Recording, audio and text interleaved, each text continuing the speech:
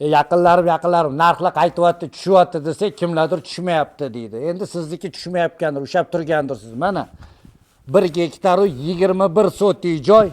Mana bu yerda 5 ta xona ofislari bilan 1 sotigini $5000 yana o'tib beramiz. Kelish kerak, gaplash kerak. Hujjatlari joyida. Toshkent viloyati Zangata tumanida. Shundoq baliqchilar Tarnovdan kirib kelasizlar. Shundoq Tarnovdan 2 kilometr kirgandik. Katta ko'chaga shu yerdan 300-400 metr. Mana rovna 1 gektaru 21 sotik joy. 1 sotigini 5000 dan kami bor.